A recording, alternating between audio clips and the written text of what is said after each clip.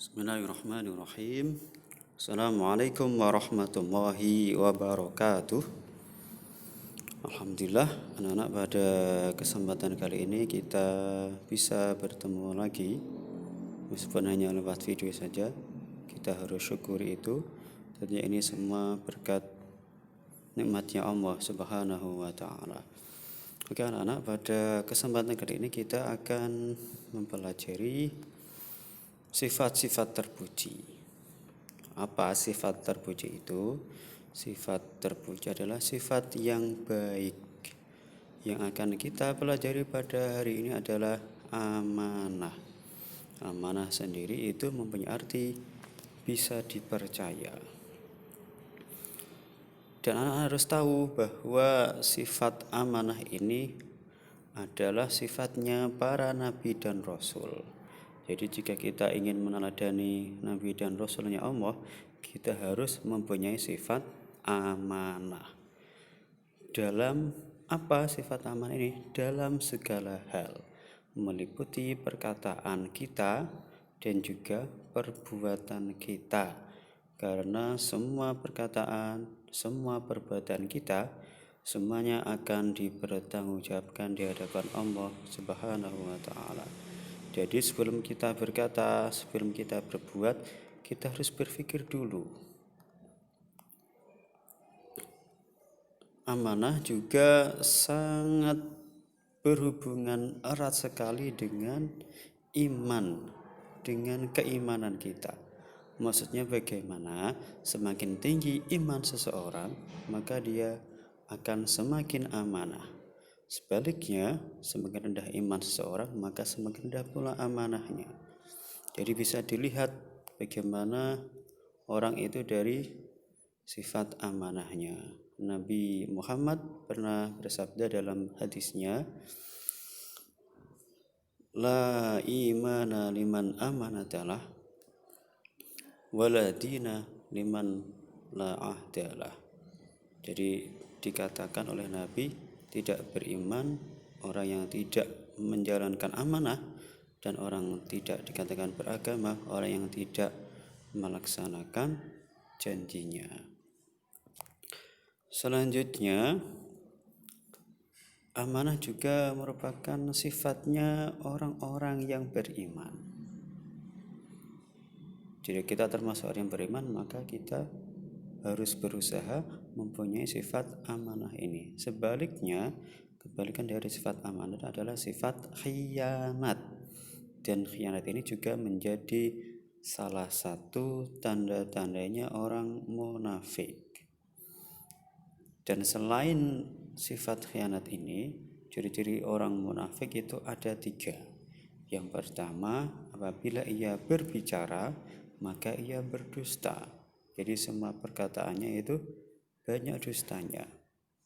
Yang kedua, apabila ia berjanji, maka dia mengingkari. Sudah berjanji tapi tidak mau melaksanakan. Dan yang terakhir, apabila diberi amanah, maka dia khianat.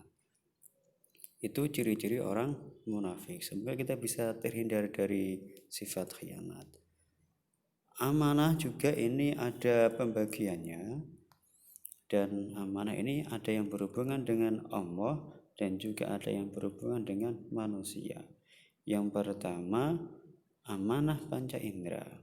Amanah panca indera ini hubungannya dengan Allah. Jadi Allah memberi kita indera yang ada 5 atau yang dikenal dengan panca indera, mulai dari mata kita, hidung kita, mulut kita, telinga kita, bahkan kulit kita.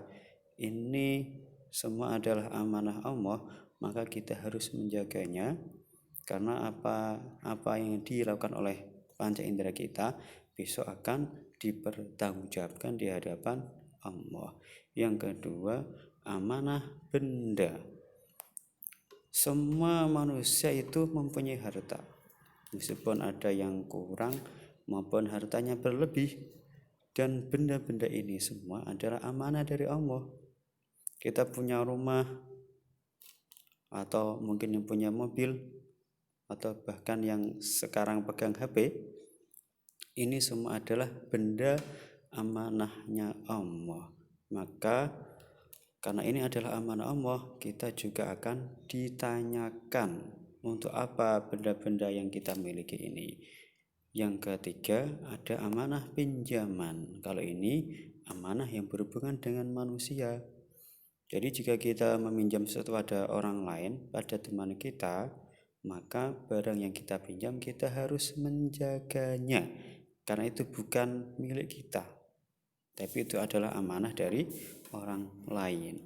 Yang terakhir, keempat, yaitu amanah perkataan. Di sini dimaksud adalah amanah perkataan adalah kita itu dititipi perkataan atau ucapan oleh orang lain atau oleh teman kita.